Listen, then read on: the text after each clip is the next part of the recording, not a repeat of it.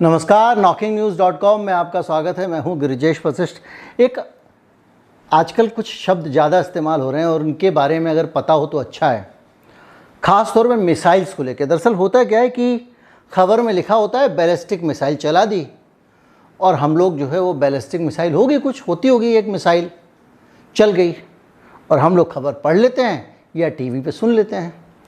लेकिन जो आदमी वहाँ बैठा हुआ है वो ये समझाना नहीं चाह रहा है, ये बताना नहीं चाह रहा है कि भैया ये बैलिस्टिक मिसाइल चलाई, इस बात का मतलब क्या है। अभी हाल में चीन ने जैसे ताइवान के आसपास जो मिसाइल फेंकी थी अपने युद्धाभ्यास में, वो बैलिस्टिक मिसाइल थी, ये खबर छपी। अब इस खबर से आपको कैसे पता चलेगा कि वो कैसी मिसाइल होगी, लेकिन अगर आपके दिमाग में एक शब्दावली है तो आपके सामने एक तस्वीर घूम जाएगी कि अच्छा मिसाइल इस तरह गई होगी, उस तरह पहुंची होगी, उस तरह गिरी होगी। जाहिर बात है, क्योंकि मिसाइल की जो चाल है ना, जैसे शतरंज होती है, उसमें घोड़े की चाल अलग है, ऊंट की चाल अलग है, हाथी की चाल अलग है, पैदल की चाल अलग है। इसी तरह से मिसाइल में भी हर तरह की मिसाइल की चाल, चरित्र और चेहरा अलग है। आज मैं सोच रहा हूँ कि कुछ शब्दों को डिस्कस कर लिया जाए ताकि हमको पता चले कि किस बात का क्या मतलब है। कहीं मत जाइए, चैनल को सब्सक्राइब कर लीजिए। मैं अभी हाजिर होता हूँ, फिर बातचीत शुरू करेंगे।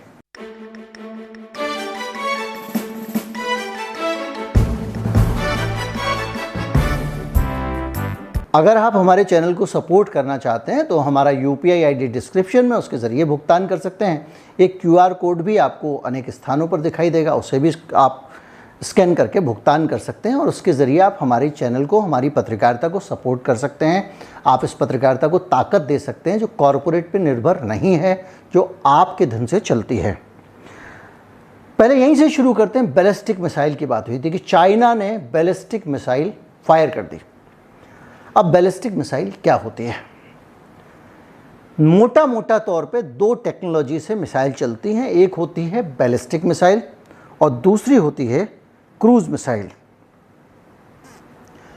बैलिस्टिक मिसाइल क्या होती है? बैलिस्टिक मिसाइल एक रॉकेट की तरह होती है। जैसे आप यहाँ से चांद पे रॉकेट भेजते हैं और उसके अंदर जो है वो ईंधन भरा होता है, तो एक रॉकेट ही है जो आसमान में चांद पे भेजने के बजाय आप किसी दूसरे देश पे भेज रहे हैं। रॉकेट की तरह ही ये कई टुकड़ों में होता है और बीच बीच में इसका जो जैसे जैसे बारूद का कंपार्टमेंट खाली होता जाता है, गिरता जाता है, मिसाइल छोटी जाती है। 3 हिस्सों में, ये 2 हिस्सों में बटी होती है। और दूसरी होती है क्रूज मिसाइल। तो क्रूज मिसाइल जो होती है वो एक तरह की स्मार्ट मिसाइल है। वो जेट की टेक्नोलॉजी से चलती है। जो जेट की जो टेक्नोलॉजी होती है, यानी विमान की टेक्नोलॉजी से, वो क्या करती है, हवा से ऑक्सीजन, इसमें तो अंदर इसका ईंधन अंदर ही भरा जाता है। तो बैलिस्टिक मिसाइल जो है वो जाएगी, वायुमंडल से बाहर चली जाएगी और वहाँ से वापस, जो लंबी दूरी वाली होती है, वहाँ से वापस आके भी किसी देश पे बम गिरा सकती है। उसको डिजाइन इस तरह किया गया। आमतौर पे वो पैराबोलिक, जैसे इंद्रधनुष होता है, उस तरह से जाती है। गोलाई में से आप पत्थर फेंकोगे तो जाएगा और ऊपर आके गिरेगा, इस दिशा में ही चलती है। लेकिन जो क्रूज मिसाइल होती है, ये रास्ता बदल सकती है, गच्चा दे सकती है। अगर आपने उसके ऊपर कुछ चलाया मिसाइल तोड़ने के लिए, तो ये जो है वो साइड से निकल जाएगी, ऊपर से निकल जाएगी। मिसाइल गिराने वाले सिस्टम जो होते हैं उनको चकमा दे देगी। और दूसरा ये है कि ये ऐसे एकदम सरल रेखा में एक पैराबोलिक शेप नहीं बनाती है इंद्रधनुष जैसा, बल्कि ये उड़ के ऐसे जाती है ज़मीन के आसपास। पहाड़ आएगा तो थोड़ी ऊंची चली जाएगी, मतलब ज़मीन से एक खास ऊंचाई पे रहती है। इसका फ़ायदा इसको ये मिलता है कि ये राडार की पकड़ में नहीं आती, जबकि उसके राडार की पकड़ में आने की संभावना रहती है। तो आप मोटा मोटा पकड़ समझ लीजिए कि दो तरह के मार्ग होते हैं मिसाइल के। एक तो ऐसी होती है पैराबोलिक, जैसे पत्थर फेंकते हैं, जाती है और अपने टारगेट पे गिरती है, और वो भी गाइडेड है, लेकिन उसको जो गाइड करते हैं वो पहले ही ज़्यादातर उसकी दिशा तय कर दी जाती है। थोड़ा बहुत 19-20 वो टारगेट की तरफ उसको डायरेक्ट किया जा सकता है, इससे ज़्यादा नहीं किया जा सकता।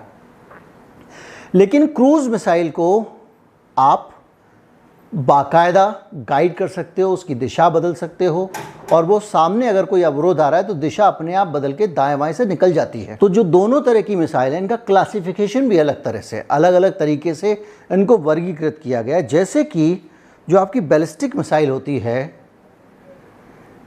ये दूरी के हिसाब से होती है, short range, medium range, intermediate range और इंटरकॉन्टिनेंटल रेंज। यानी कितनी दूर तक जाके ये गिर सकती है, इस डिस्टेंस के हिसाब से पता चलता है कि ये मिसाइल, इसको दूरी के हिसाब से कितनी दूरी ये जा सकती है, इससे इसको नापा जाता है। और इसमें बड़ा सीधी सी बात है इसका, क्योंकि ये सीधे जा रही है, इसका पता है कितनी ताकत से जा सकती है, कितनी दूर जा सकती है। लेकिन क्रूज़ जो है उसको आप दूरी से नहीं नाप सकते, क्योंकि वो दूरी अपना अवरोध होगा तो रास्ता बदल लेगी, पहाड़ आ गया तो ऊपर चढ़ जाएगी, रास्ते में कुछ पड़ा तो साइड से निकल जाएगी। तो उस मिसाइल को की जो दूरी है उसको नापने के बजाय उसको रफ्तार से पहचाना जाता है। और उसकी कितनी गति है, जैसे कि अगर सबसोनिक है तो इसका मतलब हुआ कि जो आवाज़ की रफ्तार है उससे उसकी रफ्तार कम है। इसके अलावा सुपरसोनिक है तो आवाज़ की रफ्तार से उसकी रफ्तार थोड़ी ज़्यादा है, लेकिन राडार की पकड़ में फिर भी आ सकती है।